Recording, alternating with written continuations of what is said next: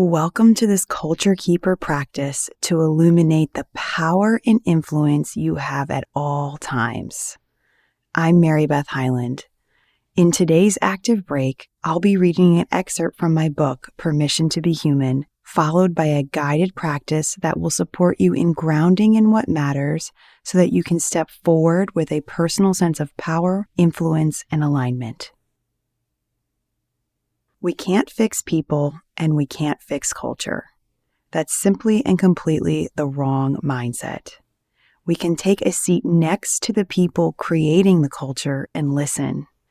Then we do what's needed to heal, evolve, adapt, and shift the culture to serve the vision, mission, and values of our organization. Everyone creates the culture around them. People tend to fall into two categories: culture keepers and culture killers. Culture keepers are the individuals who lead and maintain the positive aspects of their organization's environment, a reflection of the company's core values. They are often the center of positive work experiences. Culture killers, on the other hand, are the people who are both actively and passively taking away from the positive work experience. They violate the company values. And sadly, these folks have the power to take down a whole team of culture keepers. Here's the deal. We all have the power to shift from being a killer to a keeper. It starts by having self-awareness.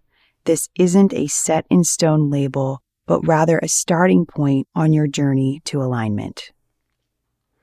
When you're on the path of a culture keeper, it's your responsibility to look in the mirror, do the work, and help yourself first. Then, light your torch of wisdom and illuminate the path of possibilities for others to help themselves on. Point out the obstacles and do your best to not fix or judge.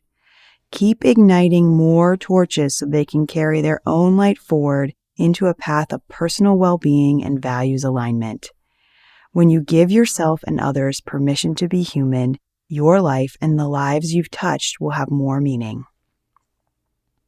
As you move through your journey in embodying the qualities of a conscious, values-aligned, mindful culture keeper, I want to provide you with a list of powerful reminders in the form of mantras and affirmations. The following is what I call the Culture Keeper Credo. By definition, a credo is a statement of the beliefs or aims which guide someone's actions. It is intended to remind you of your power and influence in every environment you're a part of. Should you feel called, you can join me in closing your eyes, taking long, deep breaths through your nose with one hand on your heart.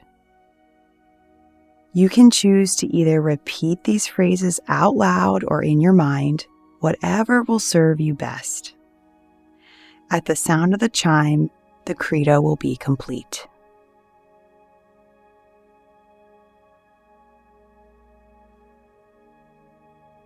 I choose to be a culture keeper and not a killer. I am a conscious, grounded, and mindful leader. I own the energy I create in the world. My behaviors reflect our values and ignite purpose in my life.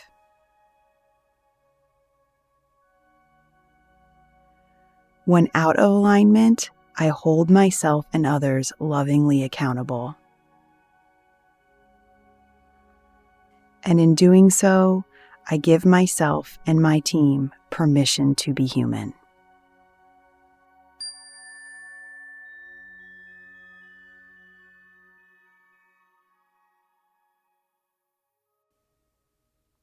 Now step forward in this knowing and make choices that will serve you on your journey to being an authentic culture keeper.